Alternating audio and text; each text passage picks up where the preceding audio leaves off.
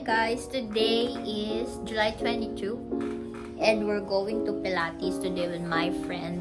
So it's my second time doing Pilates, and then after that we'll go on a cafe hopping. Wala naman kaming plano, gusto lang namin mag-roam around after that. It's my look, clean girl.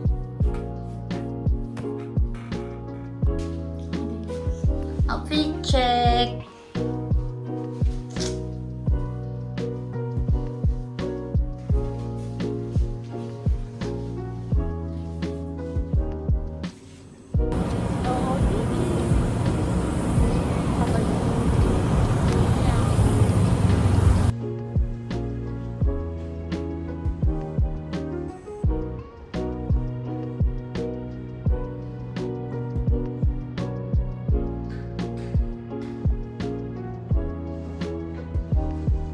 Here na at the coffee shop, and I'm gonna show you a tour you around here.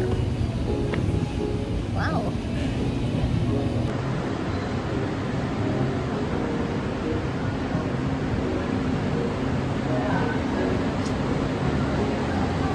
Ako matcha. This is our drink. So she ordered matcha latte and then I ordered Spanish latte. Kasi nag-matcha na ako kanina.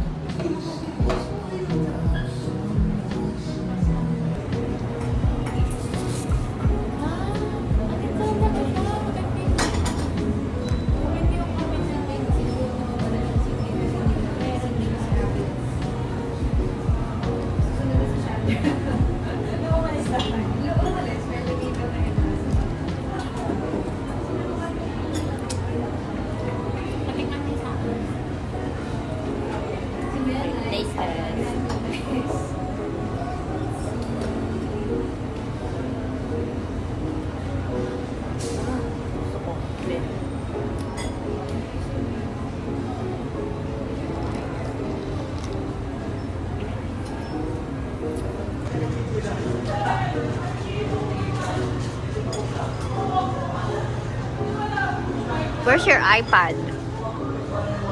So, gagawa pala ako ng itinerary kasi nakalimutan ko na may Vietnam ako next week. So, hindi pa ako nakakagawa ng itinerary. So, yun yung gagawin ko today.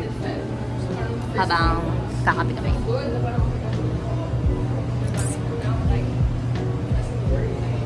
Okay.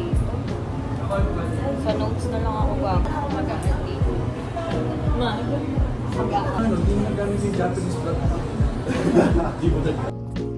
So I'm gonna end the vlog today here. Nakapag-skincare na ako. Nakauwi na ako. And yung friend ko, nakauwi na rin siya. Hindi ako nakapag-video sa Pilates studio kasi bawal daw mag-video ron. So, yun, buti na lang nakapag-picture kami ng OOTD namin. And so far naman, for beginner, for me, mahirap yung mat Pilates na pinuntahan namin.